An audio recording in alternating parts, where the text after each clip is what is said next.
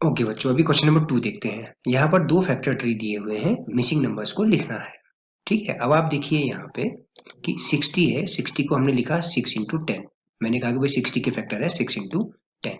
अब 6 को और प्राइम फैक्टर्स में दिखा सकता हूँ, उसके और प्राइम फैक्टर्स हो सकते हैं या और दो नंबर्स में मल्टीप्लाई दिखा सकते हैं। जो 6 इंटू 10 इज 60, तो 2 इंटू 3 इज 6। इस तरह से 10, इस 10 की भी दो फैक्टर 5 इंटू वट क्या आना चाहिए, क्वेश्चन मार्क है तो यहाँ आ जाएगा 2।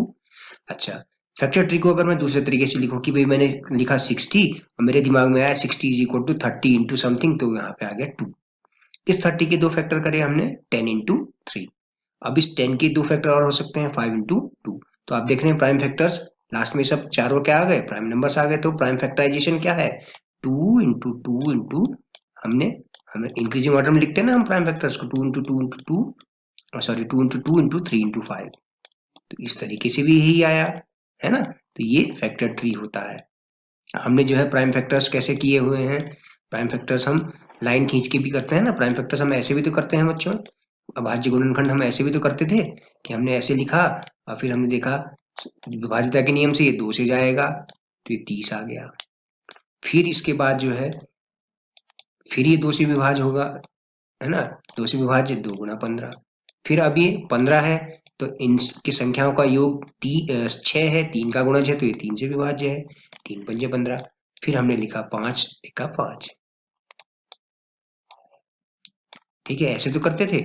ये तरीका है। अब ये क्या है, शॉर्टकट तरीका है कि आपने 60 लिखा, इसको गुणनखंड वृक्ष कहते हैं। 60 लिखा, 60 के दो गुणनखंड हमने लिख दिए 6 गुणा 10। ठीक है, अभाज्य गुणनखंड नहीं है, ये गुणनखंड है। 6 गुणा 10 मेरे दिमाग में आया कि 6 गुणा 10 60 होता, तो 6 गुणा 10। तो सीधी लाइन में तो गुणा दिखा रहे हैं, सीधी लाइन में ये गुणा बताता है। अब 6 के गुणनखंड 2 गुणा क्या आना चाहिए, यहाँ पे 3 आ जाएगा। 10 के गुणनखंड 5 और गुणा में क्या आना चाहिए 2, तो यहाँ पे 2 लिख दिया। अच्छा, दूसरी तरीके से हमने गुणनखंड वृक्ष बना दिया। मैंने कहा 60 और 60 को हमने लिख दिया 30 गुणा क्या, तो सीधी सी बात है, यहाँ पर रिक्त स्थान पे 2 आ गया, 30 गुणा 2 60 हो गया। अब 30 के गुणनखंड 10 गुणा क्या 3 आ गया यहाँ पे। फिर 10 के गुणनखंड 5 गुणा 2। तो क्या देख रहे हैं, किसी भी तरीके से आप गुणनखंड वृक्ष को बनाइए, हर बार गुणनखंड अभाज्य गुणनखंड क्या आएंगे, एक जैसे ही आएंगे। 2 गुणा 2 गुणा 3 गुणा 5, है ना। 2 गुणा 2 गुणा 3 गुणा 5। जब हम अभाज्य गुणनखंड लिखते हैं तो क्या लिखते हैं, बढ़ते हुए क्रम में लिखते चले जाते हैं कि सबसे छोटी अभाज्य संख्या, फिर उससे बड़ी, फिर सबसे बड़ी अभाज्य संख्या, इस तरह से, है ना। आप एक चीज और नोटिस करेंगे, अभाज्य गुणनखंड में एक और स्वयंवर संख्या कभी नहीं आती है। ठीक है, इससे रिलेटेड एक क्वेश्चन है। Okay, now question number 3, which factors are not included in the prime factorization of a composite number 1 and the number itself। हमने देखा कि जैसे हमने प्राइम फैक्टर लिखे, सपोज मैंने प्राइम फैक्टर लिख दिए, सपोज छोटा सा नंबर ले लेता हूँ, प्राइम फैक्टर लिखे मैंने 8 के। ओके, तो 2 4 जा 8, ओके, 2 2 जा 4, 2 1 जा 2। तो आपने देखा कि प्राइम फैक्टर में क्या नहीं आता है, 2 इंटू 2 इंटू 2, तो 1 और द नंबर इटसेल्फ कभी नहीं आता है। 1 and the number itself does not include, है ना। अच्छा, फिर फोर्थ क्वेश्चन क्या है, right the greatest 4 digit number and express it in terms of its prime factors. ठीक है, 9999, 4 अंकों की सबसे बड़ी संख्या क्या है, 9999। ठीक है, तो 9999 के दो फैक्टर मेरे दिमाग में आया कि भाई 9 का मल्टीपल दिख रहा है मुझे क्लियरली, तो 9 इंटू 1111। अब 9 के फैक्टर हो गए 3 इंटू 3, 1111 के फैक्टर आ गए 11 इंटू 101। ठीक है, तो ये प्राइम फैक्टर्स हो गए, प्राइम फैक्टराइजेशन हो गया 3 इंटू 3 इंटू 11 इंटू 101। आप फैक्टर ट्री की हेल्प से करिए या आप ऐसे लाइन खींच के इस तरह से भी कर सकते हैं, इसमें भी कोई दिक्कत नहीं है। प्राइम फैक्टर्स आपके ऐसे भी कर सकते हैं, है ना। तो देखिए, सबसे पहले ये 3 से जा रहा है। ठीक है, तो 3333 आएगा। ठीक है, फिर ये दोबारा 3 से जा रहा है तो 1111 आया। अब ये 11 से जा रहा है तो 11 बन जा 11, बचा 1 में डिवाइड नहीं होता तो 0 रखा हमने यहाँ पे, तो एक और कैरी ले लिया 11 बन जा 11। अब ये 101 है कि नहीं। तो आपने देखा यहाँ पे, आप ऐसे भी कर सकते हैं, there is no problem regarding this, है ना।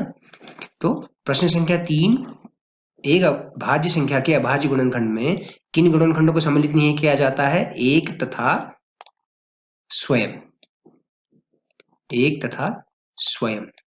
ये लिख लीजिएगा, एक तथा स्वयं वह संख्या अभाज्य गुणनखंड में सम्मिलित नहीं होती है। ठीक है बच्चों, इस तरह से लिख पाएंगे आप यहाँ पे, एक तथा भी लिख लीजिएगा यहाँ पे। ओके, प्रश्न संख्या 4 क्या है? 4 अंकों की सबसे बड़ी संख्या लिखिए, उनको अभाज्य गुणनखंड के रूप में व्यक्त कीजिए। 9999 को हमने लिख दिया 3 गुणा 3333, 3 के गुणनखंड 1 गुणा 3, 3333 के गुणनखंड 3 गुणा 1111, 101 गुणा 11। या फिर आप जैसा मैं पहले बता रहा था ऐसे भी कर सकते हैं। ठीक है, इस तरह से भी कर सकते हैं। क्वेश्चन नंबर 5 देखिए बच्चों, right the smallest 5 digit number and express it in the form of prime factors. तो हम फैक्टर ट्री की हेल्प से कर रहे हैं। 5 डिजिट का स्मॉलेस्ट नंबर क्या होगा? 10,000, है ना। 1 2 3 4 5, 10,000 के factors 4 into 2,500, factors of 4 2 into 2। अब 2,500 को हमने क्या लिख दिया? 25 इंटू 100, 25 के फैक्टर्स 5 इंटू 5, 100 के फैक्टर 20 इंटू 5। अब 5 तो ऑलरेडी प्राइम है तो आप लिखेंगे 20, कंपोजिट नंबर है, इसके फैक्टर आ जाएंगे 4 इंटू 5, ये प्राइम आ गया। अब ये फिर कंपोजिट है तो इसके फैक्टर्स 2 इंटू 2, तो आप इंक्रीजिंग ऑर्डर में लिख दीजिए 2 into 2 into 2 into 2 into 5 into 5 into 5 into 5, या आप ऐसे भी कर सकते हैं। ठीक है, अगर आपको 5 अंकों की सबसे छोटी संख्या के अभाज्य गुणनखंड करने हैं तो आप इस तरह से भी कर सकते हैं, जैसा आप पिछली कक्षाओं में सीखते आए हैं। ठीक है, अच्छा, और हमने क्या किया? गुणनखंड वृक्ष किया तो 10,000 के गुणनखंड 2 गुणा 5,000। अब 5,000 को लिख दिया 2 गुणा 2,500, 2,500 को लिख दिया 25 गुणा 100, 25 को लिख सकते हैं 5 गुणा 5, 10 100 को लिख सकते हैं 10 गुणा 10। अब प्रत्येक 10 के गुणनखंड 2 गुणा 5, 2 गुणा 5, तो इनको बढ़ते हुए क्रम में 2 गुणा, तो आप आज गुणनखंड लिखेंगे बढ़ते क्रम में 2 गुणा 2 गुणा 2, 4 बार 2 आया। और 5 देखिए, 5 गुणा 5 गुणा 5, 4 बार 5 आया अभाज्य गुणनखंड में, तो अभाज्य गुणनखंड ऐसे हो गया। या आप चाहें तो ऐसे भी कर सकते हैं, जैसा आप पिछली कक्षाओं में करते होंगे, है ना। आप ऐसे भी कर लीजिए, कोई दिक्कत नहीं है। आपको इस तरीके से पसंद है तो आप इससे करिए, आपको मार्क्स नंबर्स इसमें भी मिल जाएंगे। ठीक है, अच्छा, क्वेश्चन नंबर 6 देखिए, right the prime factors of 1729 arranged in ascending order.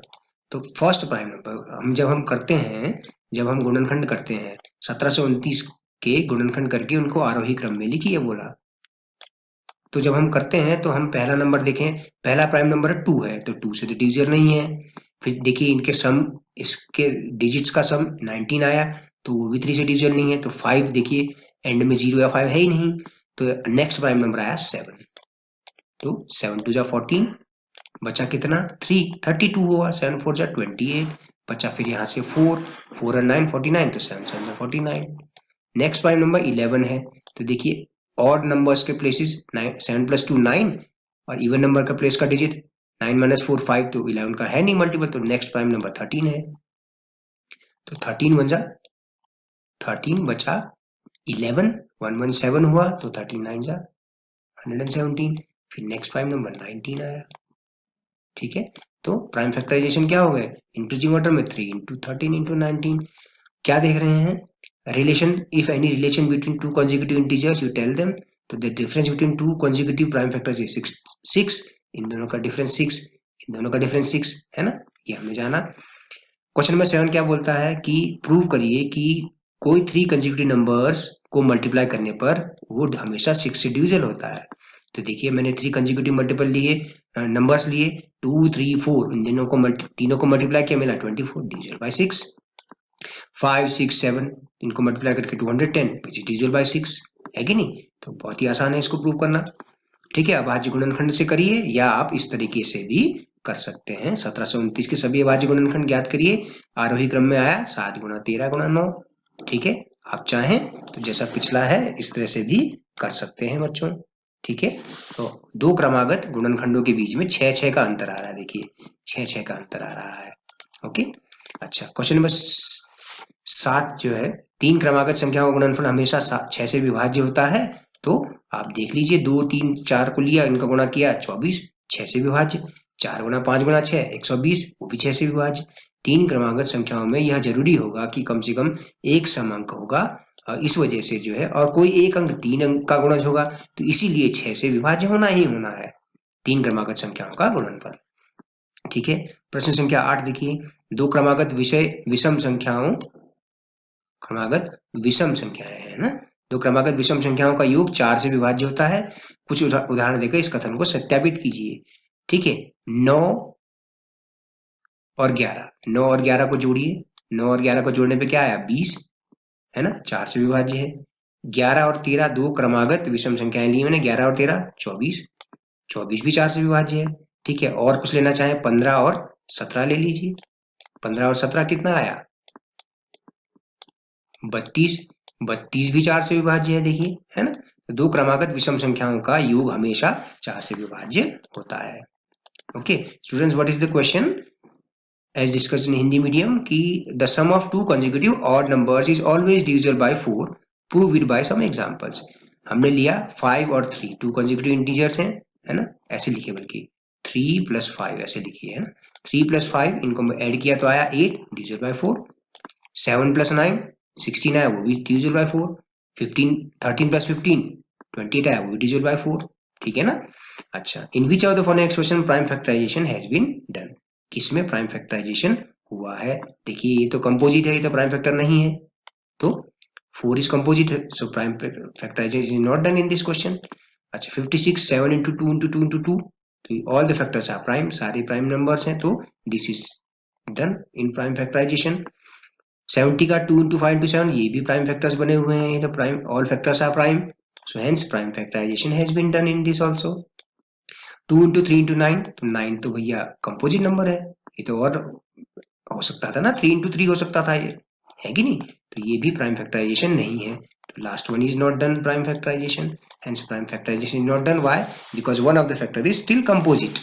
Okay, तो प्रश्न संख्या 9 में क्या है, निम्न से किन व्यंजकों में अभाज्य गुणनखंड किए गए हैं। तो देखिए 2 × 4 × 4, 24 को लिखा 2 × 4 × 4, ठीक है, बल्कि यहाँ पे होना चाहिए था 3, 2 × 3 × 4 लिखा गया है, 2 × 3 × 4 लिखा गया, तो 4 अभाज्य गुणनखंड नहीं है, क्योंकि 4 तो एक भाज्य संख्या है ना, ये अभाज्य गुणनखंड नहीं किया गया, इसमें अभाज्य गुणनखंड किया गया है, 1 × 7 × 2 × 2 × 2, है ना, 2 × 5 × 7 70 के गुणनखंड ये आए, तो ये भी अभाज्य है, सारी संख्याएं अभाज्य संख्याएं हैं, अभाज्य गुणनखंड है सारे गुणनखंड, तो इसमें किया गया है। अब जैसे 54 है, 2 × 3 × 9, अब देखिए 9 तो भाज्य संख्या है ना, बल्कि क्या होना चाहिए था 2 × 3 × 3 × 3 होना चाहिए था, तो ये भी अभाज्य गुणनखंड नहीं किया गया है यहाँ पे, है ना, तो ये आप लिख सकते हैं।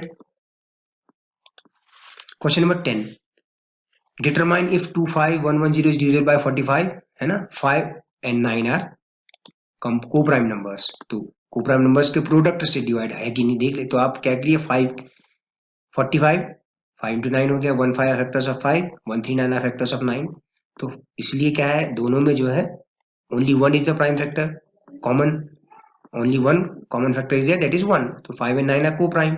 अब हमने पढ़ा हुआ है कि if a number is divisible by two coprime numbers it will be divisible by its product also.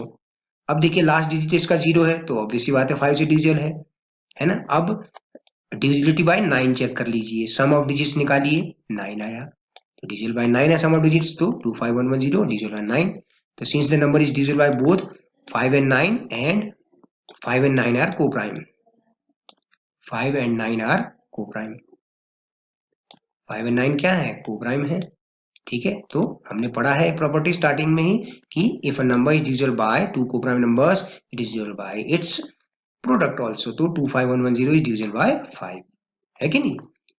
अच्छा, बिना भाग दिए बताइए कि 25,110 जो है 45 से विभाज्य है। तो हमने एक गुण पढ़ा हुआ है कि यदि कोई संख्या दो सहअभाज्य संख्याओं से विभाज्य हो तो उनके गुणनफल से भी विभाज्य होगा। तो आप देखिए 45 के गुणनखंड 5 × 9 आए, ठीक है। अब तो ये दोनों क्या है सहअभाज्य संख्याएं हैं, दोनों ही सहअभाज्य हैं, क्या है सहअभाज्य संख्याएं हैं,